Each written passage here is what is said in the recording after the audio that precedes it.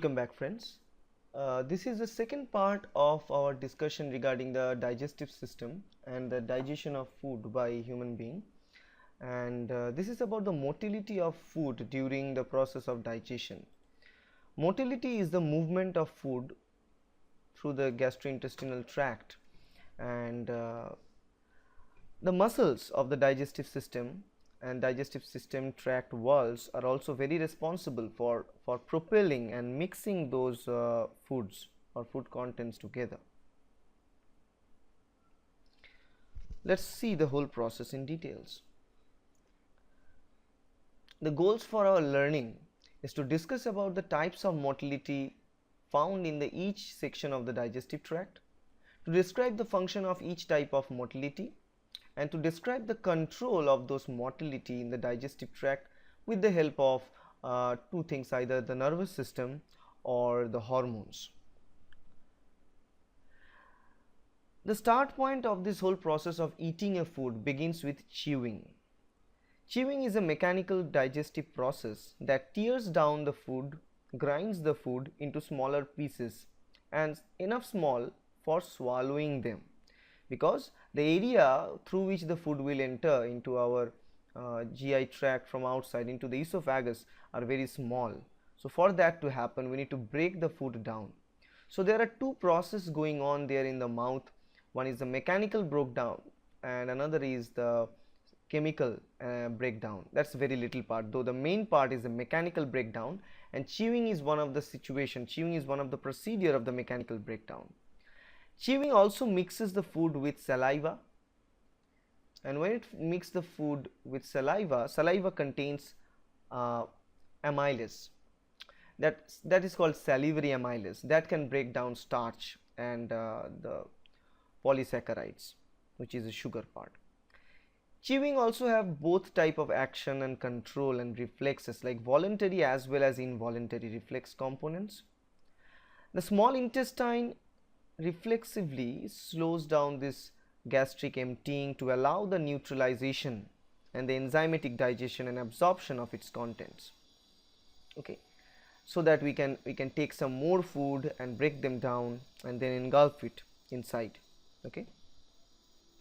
The second part, after chewing, the food start to move through the esophagus and ultimately it will reach the stomach, and this whole part of entering the food from the mouth into the esophagus there is known as the swallowing, okay.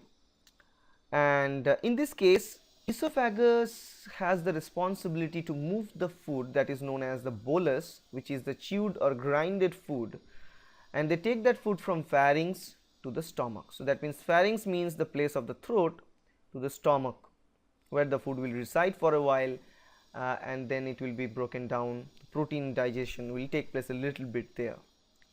The esophagus also moves its content via process known as peristalsis, that we talked about earlier in the first part as well. Peristalsis is a kind of a closed contraction of the muscles that will allow the food to move. Like it's like if the food is present here, you'll squeeze the muscle here, so it will push the food towards a specific direction, and this direction is towards the stomach. Now swallowing begins voluntarily, but it is completed by the reflexive activity, and reflexive activity is involuntary in nature. Now there are two types of peristalsis, primary and secondary. The primary peristalsis controlled by swallowing center in the brain.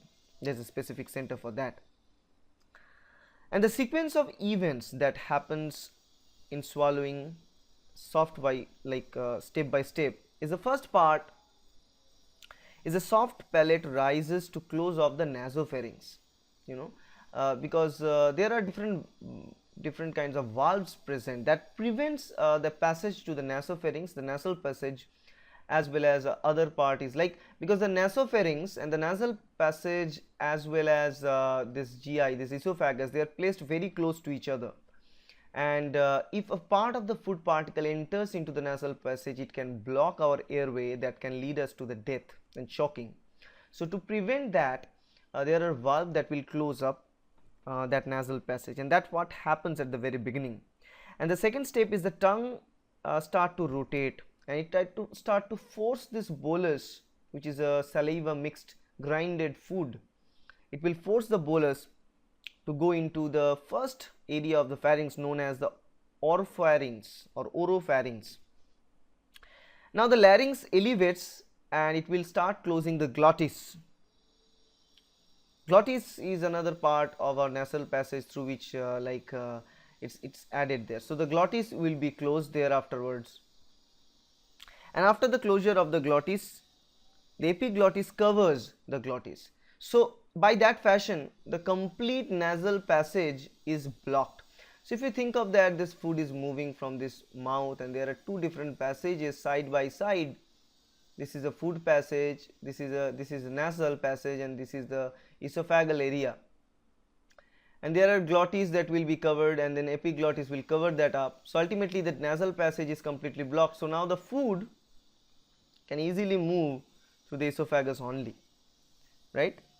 So now the pharyngeal muscle start to contract, and there is a specific valve known as the upper esophageal sphincter or UES, upper esophageal sphincter. There is a sphincter muscle that present in the joint between the esophagus and this passage of our mouth, and that is the area this upper esophageal sphincter start to relax, that allows this bolus to take entry to the esophagus, and then the primary peristalsis process will start to begin.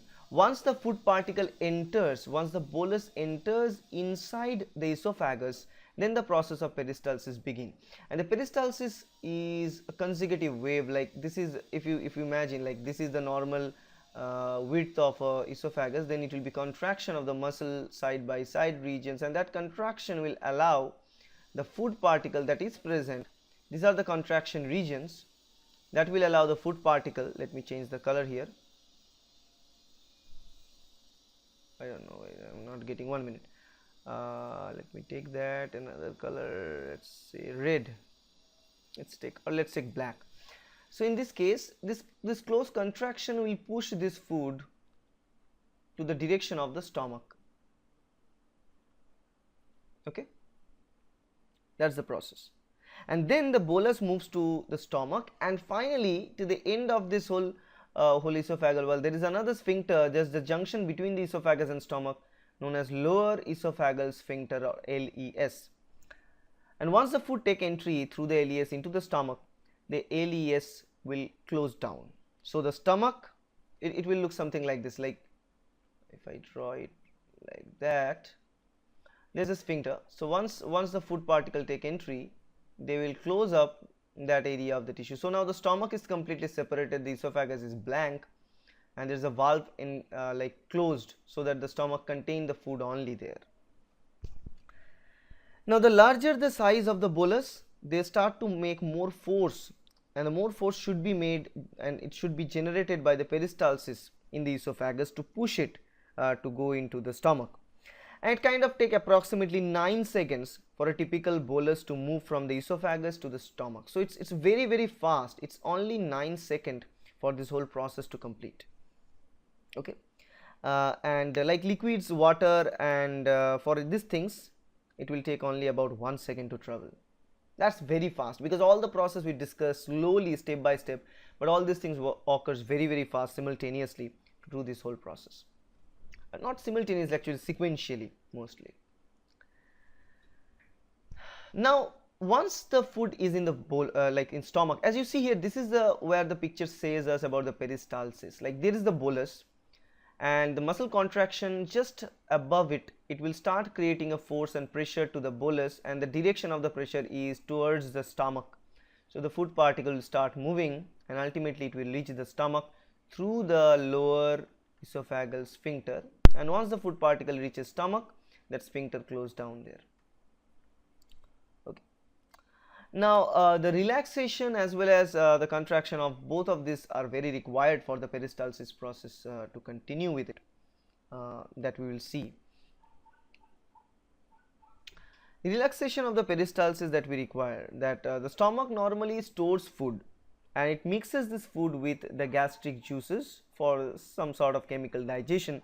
Mostly the digestion take place for the proteins, and then they will empty all those contents into the small intestine, that is the first part of intestine known as duodenum. Now in this case, repeatedly like relaxation of the specific area of the stomach known as the fundus are required, as well as the structure called as body, because this is the part known as the fundus, this is the part known as the body. So fundus, body, these are the parts should be relaxed in some extent to allow approximately 1 liter of the food to enter into the stomach. So once you are looking at a stomach in the emptied condition, you can't actually believe how much bigger it can be. Once the food particles start to enter inside, the fundus and body start to relax, it can allow up to 1 liter of the food to be stayed inside. Okay. Now the peristaltic contraction of the stomach also take place, and that is also required for pushing the food through the stomach into the duodenum. That's also very required. Like it occurs like every 3 to 5 times in a minute. It mixes the stomach content with gastric juice and empty the whole content, which will be known as a chyme. In this case it will be known as a chyme, because once the bolus take entry to the stomach, it's mixed with all the acids and all the chemical components from the stomach. It's known as chyme, and then the chyme will be taken into the duodenum from the stomach with the help of peristalsis. And the frequency of this peristalsis contraction, it is regulated by the interaction between the pacemaker cells that are present in the smooth muscle cells in the stomach wall. And larger volume of food the stomach is getting, it's to produce a stronger gastric contractions, and the smaller volume of food leads to the less gastric contraction in that sense. As you see here, the peristaltic contraction begins from the first point, and once it start to push this food particles to the downside of the stomach, then again further peristaltic contractions start to occur and it will push the food to the duodenum. Okay, and there is another sphincter that is present between the stomach and duodenum junction known as pyrolic sphincter, that also regulates whether once the food enters into the duodenum, it should not come back into the stomach again, because it's not required in that sense. So here is another picture explaining the whole process of the peristalsis that goes on in the stomach. It's approximately 3 to 5 times per minute. But still this peristaltic contraction is really important to push the food. If it's a more solid food, then the contraction is even further, even stronger. Now this whole process of contraction is regulated by our brain, different centers in our brain that actually gives the idea whether the food is large enough, so we need to generate a larger force to put it into the duodenum and stuff. Now if we go here, the chemical composition of the food as well influence the rate of the digestion. For example, if it's a lipid rich content of our food, in that case it will take much longer time to digest than the carbohydrate rich food, because carbohydrate rich food have a digestion started from the mouth and the whole process, and a little this whole, because the carbohydrate can be digested with the amylase that's secreted there, and the amylase will be secreted from pancreas as well. Lipids are much hard to work with in the digestion process because they are not water soluble, so we need to break them down in smaller fragments with the help of bile salts. Then the rest of the process we need to do sequentially to finally take it inside our body. But in this case, the contractions of the antrum that propels the chyme into the duodenum is small squirts that happens here at the end of the junction of the stomach and duodenum, and there is a sphincter in the middle. And in this case, the whole process starts to work like small squirting size, one by another. Okay, for example, and this is whole process of squirting foods like small amount of food at a time. It's known as the gastric emptying. Gastric emptying. Okay, that's the release of the food product or chyme from the stomach to the duodenum, and they transfer it through the pyloric sphincter that works there. Now the closure of this pyloric sphincter forces the chyme to back into the stomach for further mixing. So what happens here is just like mixing everything, putting a little bit to the duodenum, again it closes down so that it forced back to the stomach again, then again it try to push it to the duodenum. So this is not a one-time event process. This process is working slowly, once at a time. A little amount of food is transferred at a time from the out to the next. So for digesting a yogurt, it will be much faster than digesting all these components of this cheese content and a lot of chicken and related content. So that is another thing that you need to, this is a slow digestion, this is a fast digestion that we will see. And the rate of this gastric emptying is also slowed by the presence of fats, acids and different kind of hypertonic solutions that is present in the duodenum. Okay.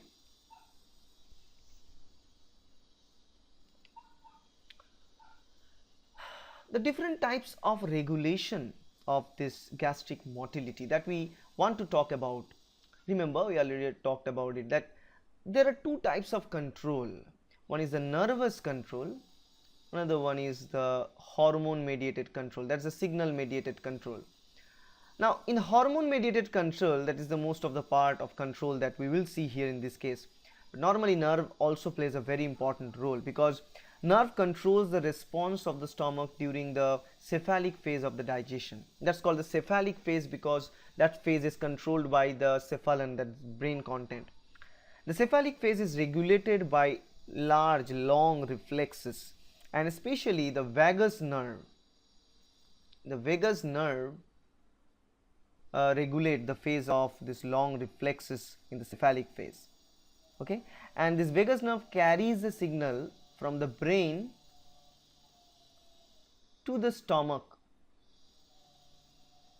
Remember that it carries a signal from brain to the stomach. It's a large nerve, and during the cephalic phase, and both the nervous and the hormonal control the whole response of the stomach and how the stomach will empty all those gastric contents and chyme into the duodenum and the whole process.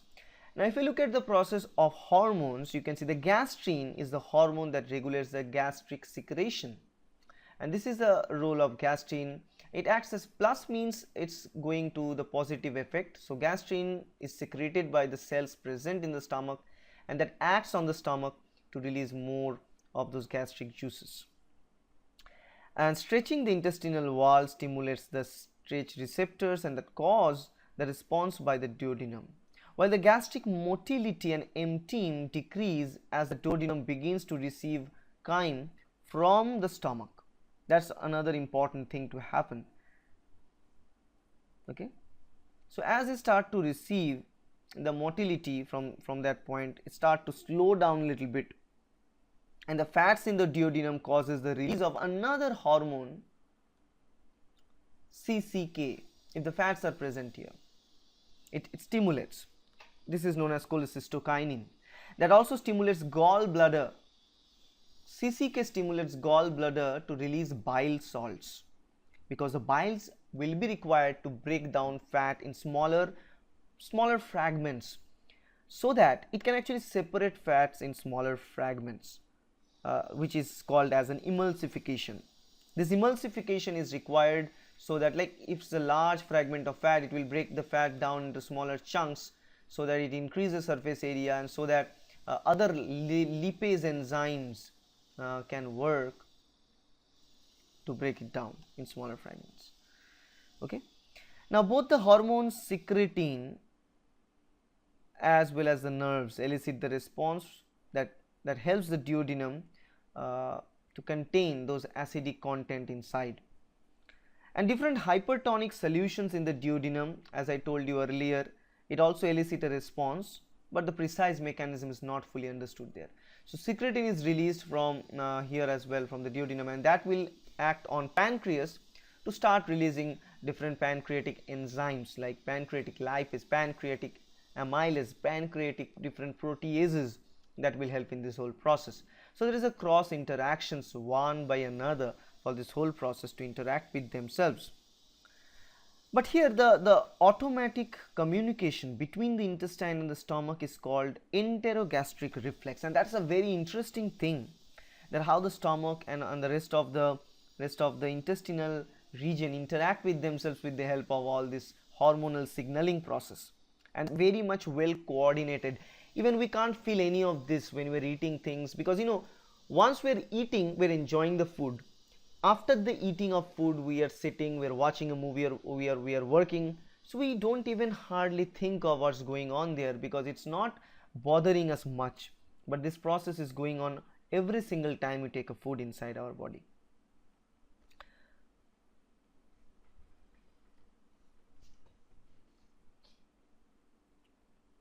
Now if we talk about the migration of this food during fasting, what will be the case?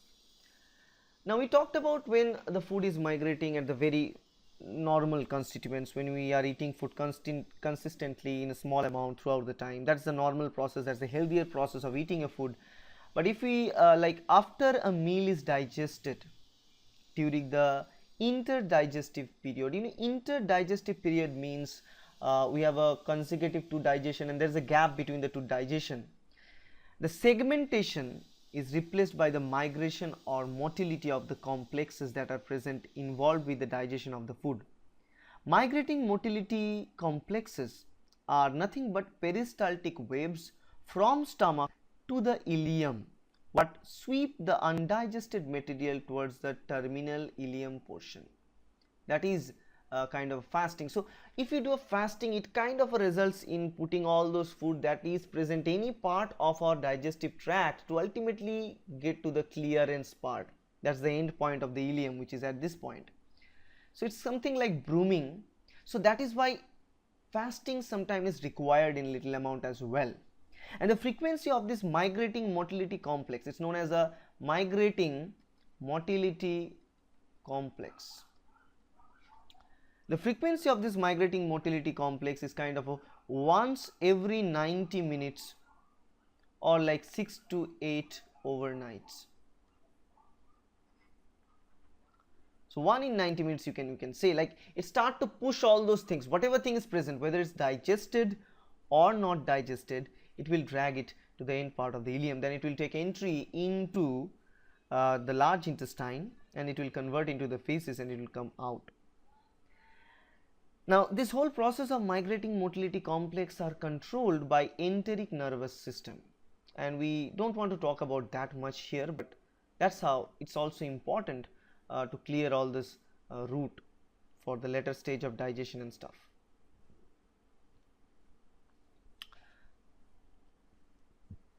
Let's talk about the stuff about segmentation in a little bit more detail, because we heard this name earlier as well. There are two major functions of the large intestine that we know of.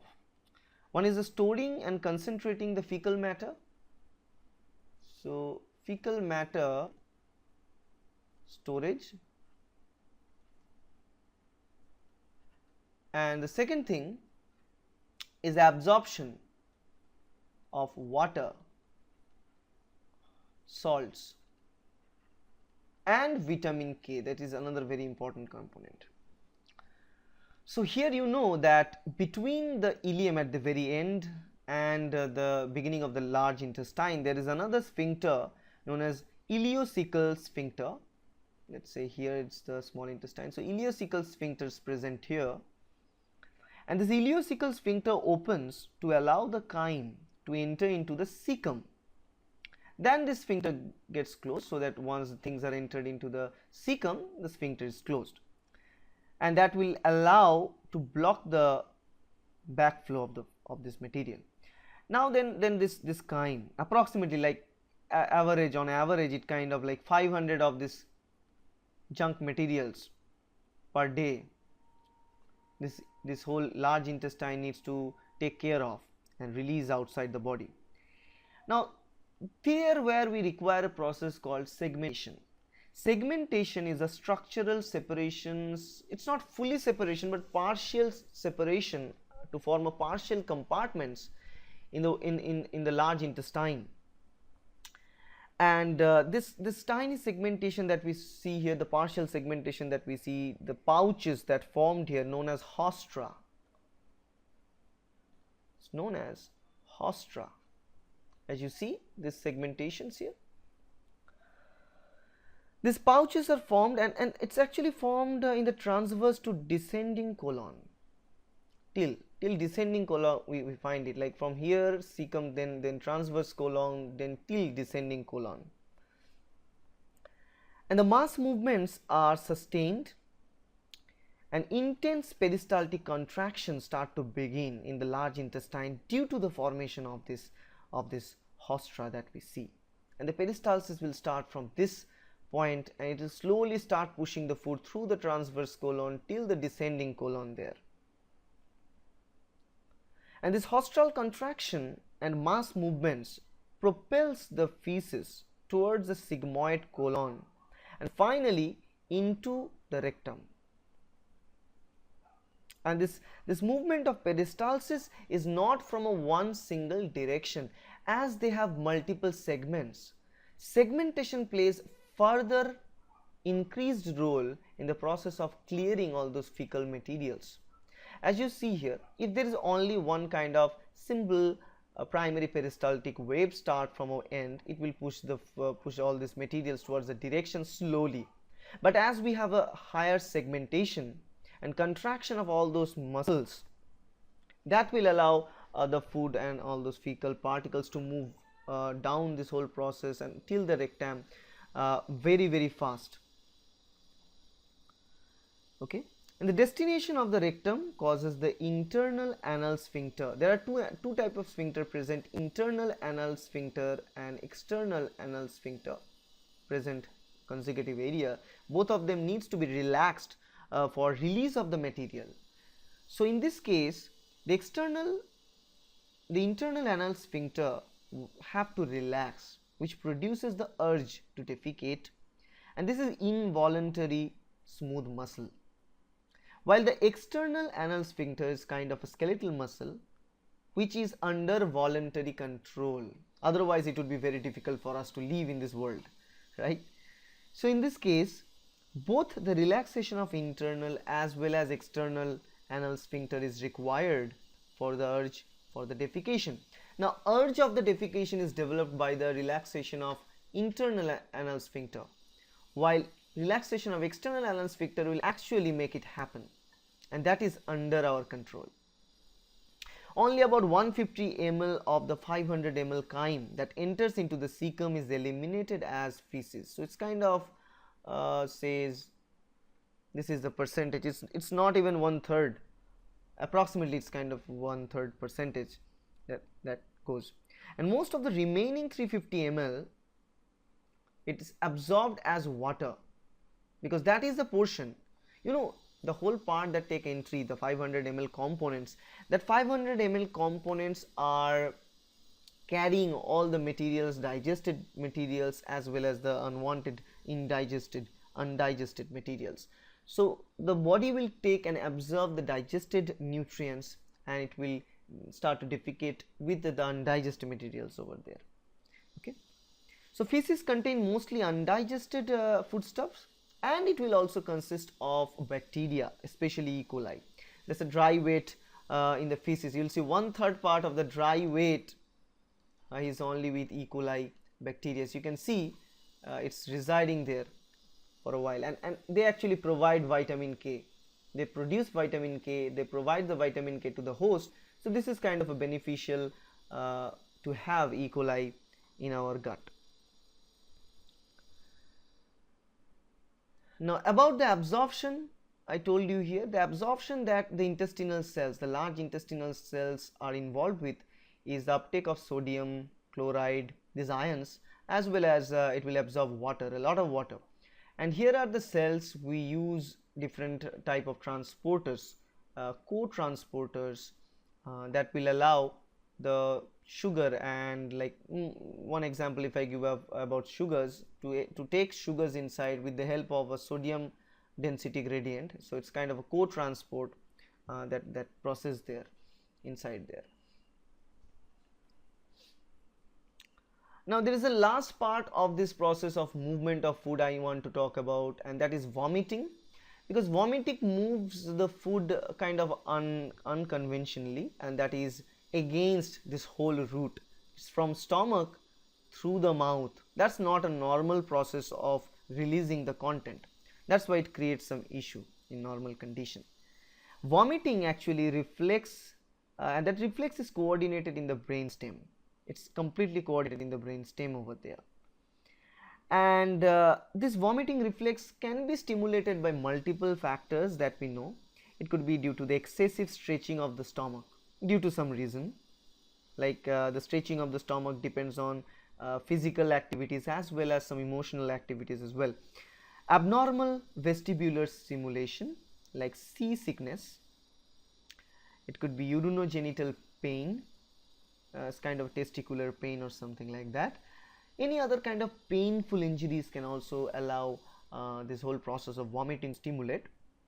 It could be like increased intracranial pressure can also result in the vomiting tendencies, and tickling to the back of the throat, that most of us sometimes of our life actually get this idea, and noxious or any kind of toxic chemicals can also make it happen. Now vomiting is processed by the copious saliva production that start to build in our mouth. Once that copious amount of saliva start to produce and no much food to be present in our mouth, that is the condition that signals the nearby cells and the muscles to put all these things that are present in the stomach outside our body. And the sequential events of the vomiting follows reverse peristalsis movement from the small intestine into the stomach and through the stomach through the mouth. So it's kind of against all the odds, it's against all the whole process of digestion. And the stomach antrum contracts, forcing the stomach and intestinal contents through the lower esophageal sphincter. So even though the sphincter is present to block this backflow, but still at that condition the force is so much due to the contraction of the antrum of the stomach that will start allowing to throw all those components into the esophagus, and through the esophagus completely through the upper esophageal sphincter, and through that out of the mouth. Okay, but vomiting, though it seems bad, though it feels bad as well as it's also like tiresome process after which we get very tiresome, but actually it's a kind of a protective function, protective process to remove harmful substances from our GI tract, from our body. That's why it's also very positive and important task to do when our body is compromised with some kind of bad substances in our GI tract. So that's all about the movement of food, both the way from mouth to the stomach and then stomach to the mouth as well. So I hope you understand the video and the process of movement of food through our digestive tract. If you like this video, please hit the like button, share this video with your friends, subscribe to my channel to get more and more physiology videos just ready for you. Thank you.